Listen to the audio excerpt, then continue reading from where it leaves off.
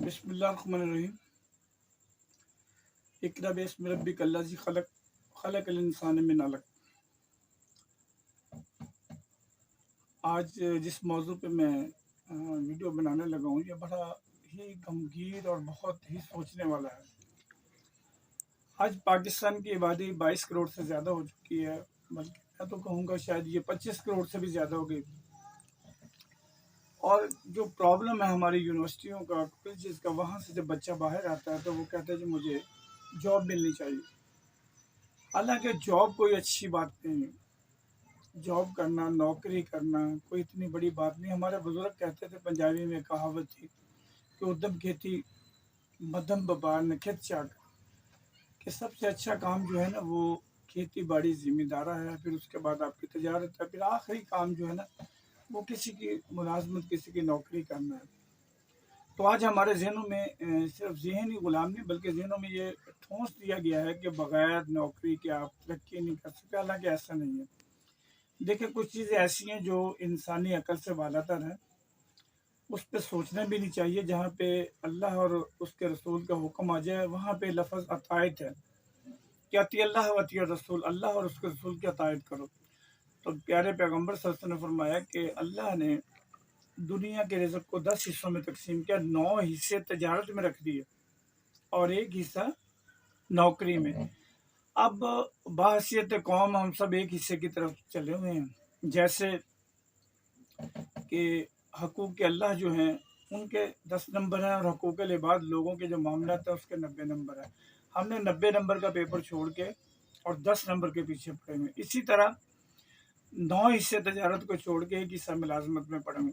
अब होता क्या है कि दुनिया में एक असूल है, हमारा पड़ोसी मुल्क चाइना, वहाँ पे जो बच्चा PhD करता है उसको कहते हैं कि आपने 100 लोगों को जॉब देना है।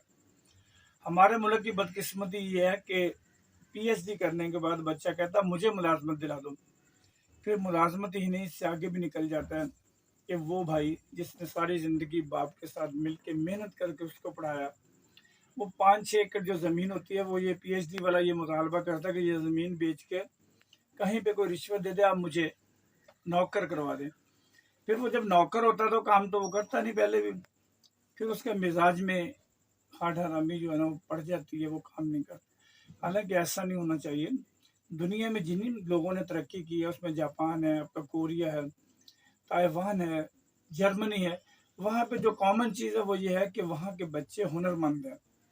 वहाँ जो टेक्निकल जॉब है वो सिखाई जाती है, बच्चों से काम लिया जाता है, स्कूल लेवल पे उनका ये मेयार बना दिया जाता है कि वो कोई ना कोई काम करें। वो छोटे छोटे एंटरप्रेन्योर, आप दुनिया की हिस्ट्री को देख लें, पाकिस्तानी पूरी दुनिया में देखें, बिल गेट से लेके बड़े बड़े जितने भी घरमोपति लोग हैं उनकी इब्तदाई ज़िंदगी को आप देखें, बड़ी टफ गुजरी है।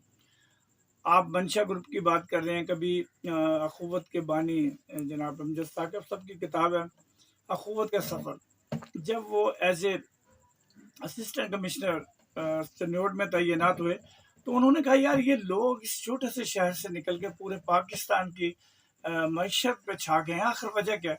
तो डॉक्टर साहब ने वो किताब लिखी अखुवत का सफ़र। तो उसमें क्या था कि ये जो मंशा ग्रुप के बानी थे, मंशा का बाप दादा, इनकी हिस्ट्री देखें। एक मकान था, उसके बाहर से उन्होंने काम शुरू किया, फिर वो ये देखें कैसे ये जो ग्रुप है कैसे ऊपर आया। तो बेसिक चीज़ होती है कि आपके पास विजन होना चाहिए। और देखें, कुछ लोग कहते हैं जी मेरे पास 10, 20, 50 लाख रुपया होगा तो मैं काम करूंगा। वो नहीं, मैं इसको नहीं मानता। दिल्ली का जो मेयर है, हमारा पड़ोसी मुल्क इंडिया, वहाँ के मेयर ने लोगों को बुलाया और कहा कि ये जो बच्चे कॉलेजेस में पढ़ रहे हैं मैं इनसे मिलना चाहता हूँ। तो उन बच्चों को उसने कन्वे किया और कहा कि आप मुझसे 1000-2000 रुपया ले लें और अपना कारोबार करें, छोटे छोटे कारोबार शुरू करें, एंटरप्रेन्योरशिप करें। तो मैं जो बच्चा आगे निकलेगा उसको फिर मैं और पैसे दूं।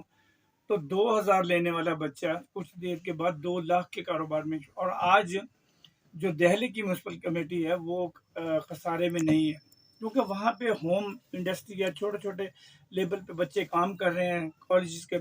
तो हमारे मुल्क का अलमिया ये है कि यहाँ PhD करने के बाद बच्चा एंटरप्रेन्योर नहीं होता, वो कहता है मुझे जॉब दें। वो जॉब देने वाला नहीं, लेने वाला बना हुआ है।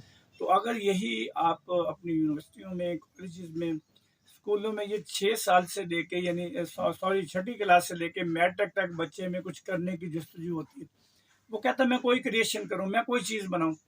تو اس عمر میں آپ اس کو جو ہے نا یہ کہہ کہ یہ پڑھ رہا ہے اس کو کچھ نہیں کرنا چاہیے، وہ صلاحیت ختم کر دیتے ہیں.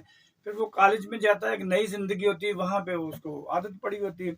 یونیورسٹی میں جا کے وہ آزاد ہو جاتا ہے، وہ کہتا ہے جی میں کام کیوں کروں.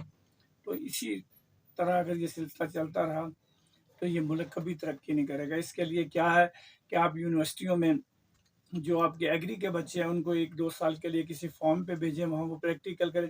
آپ دیکھیں جب حسن کس چیز سے آتا ہے، جب علم ہوتا ہے اور پھر پریکٹیکل آپ کا تجربہ ہوتا ہے تو پھر جو بھی چیز ہوتی ہے وہ شاہکار ہوتی ہے.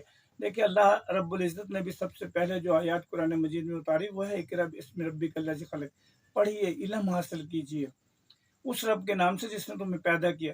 تو جب آپ کے پاس علم ہوگا، پھر اللہ کے نبی کے کہنے کے مطابق کہ القاسب و حبیب اللہ، کسب کرنے والا اللہ کا دوست ہے، محنت کرنے والا، جب یہ دو چیزیں مل جائیں گی کہ بحکم اللہ آپ علم حاصل کریں گے اور اپنے رسول کی پیروی کرتے ہوئے محنت کریں گے، تو پھر یہ کبھی نہیں ہو سکتا کہ آپ کی یونیورسٹیاں برباد ہو، اجاڑ ہو جائیں، یا آپ کی یونیورسٹیوں کو کسی کی مدد کی ضرورت ہو. آج انتہائی خطرناک باتیں ہیں کہ ہمارے یونیورسٹی کے جتنے بھی پروگرام ہیں وہ انٹرنیشنل ایڈ پہ چل رہے ہیں. کوئی یونیورسٹی انڈیپینڈنٹ نہیں ہے، کسی کے پاس اتنا بجٹ نہیں ہے کہ وہ اپنی تنخواہیں بھی نکال سکے.